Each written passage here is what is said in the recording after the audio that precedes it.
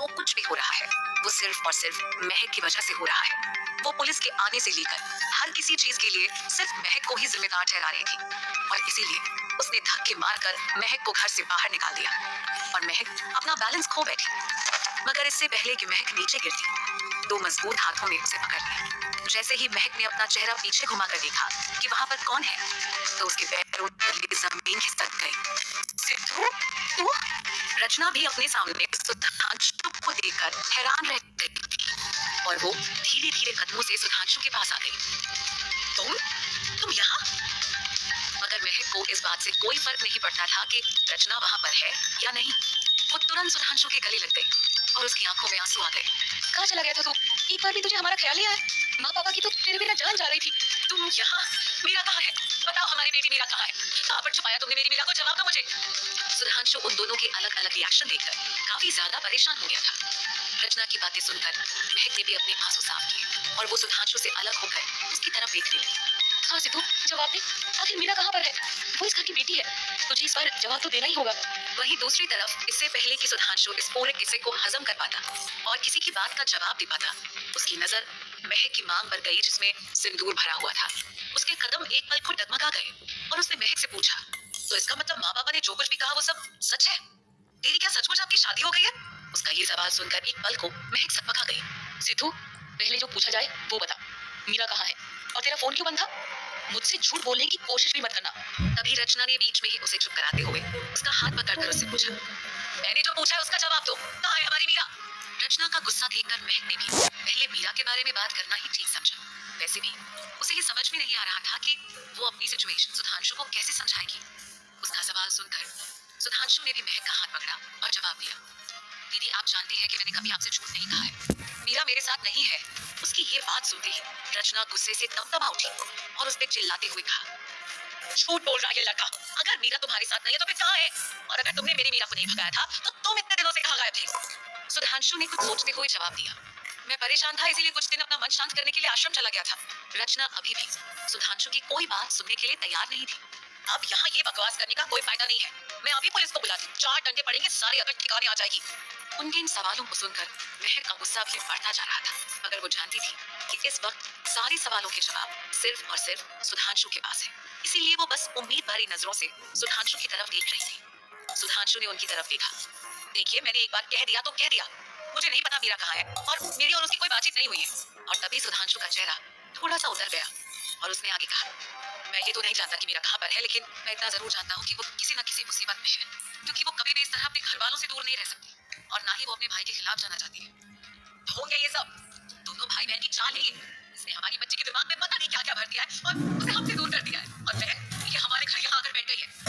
सुधांशु ये बातें बर्दाश्त नहीं कर पाया और उसने जवाब दिया, बात बहुत हो गया आपका, मैं अपनी बहन को यहाँ से लेकर जा रहा हूँ, मुझे अच्छे से पता है उनकी शादी किस तरह से हुई है।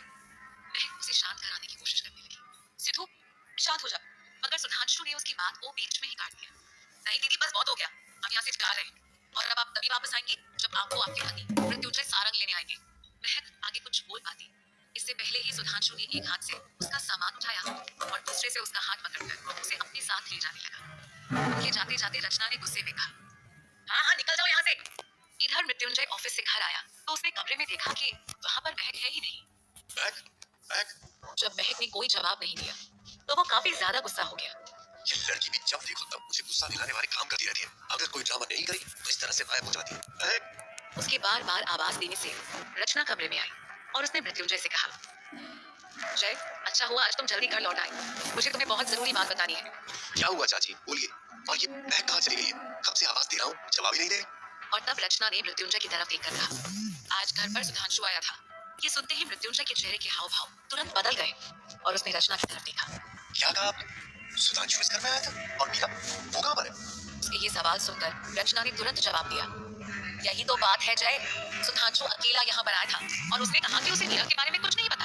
उसने कहा कि मीरा उसके साथ नहीं थी और उन दोनों के बीच में कोई बातचीत नहीं हुई। मेरा तो दिल बैठा जा रहा है। ये सुनते ही मृत्युंजय ने गुस्से से अपनी मुट्ठियां भींच ली। क्या मतलब कि मीरा उसके साथ नहीं? अगर उसके साथ नहीं है तो कहाँ है वो?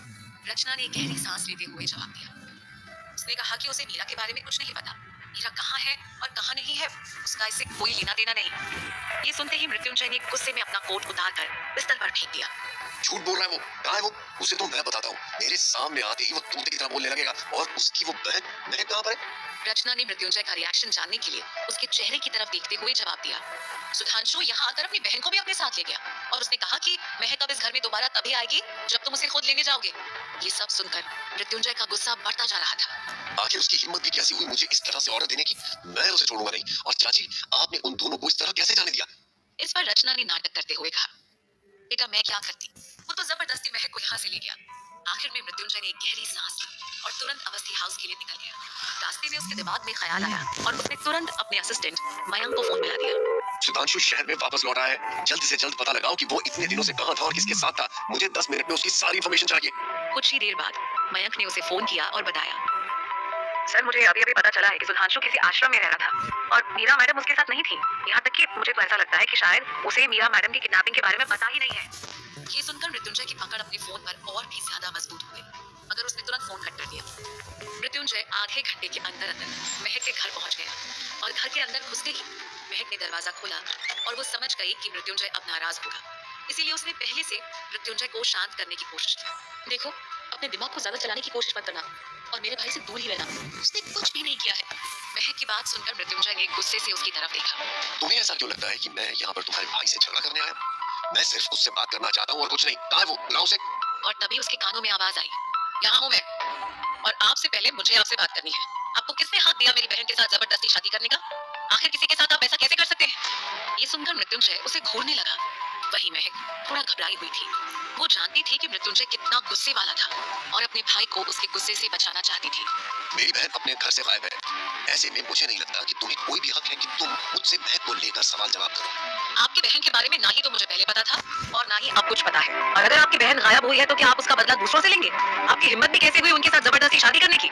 सुधांशु का गुस्सा देखकर महक थोड़ा सा डर गई थी। सिद्धू देख, तू अभी शांत हो जा। जो होना था वो हो चुका है। उस बारे में अभी नाराज होकर कोई फायदा नहीं है।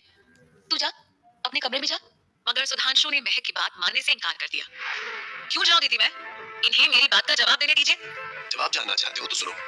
मेरी बहन शादी के दिन अचानक से अपने घर से गायब हो गई। इतने दिन हो गए हैं, मुझे ये तक खबर नहीं है कि वो कहाँ पर है और कहाँ नहीं। और तुम सिर्फ अपने बारे में सोच रहे हो। तुम तो उससे प्यार करने का दावा करते थे ना, तो अब वो प्यार कहाँ चला गया? या फिर वो सब कुछ दिखावा था?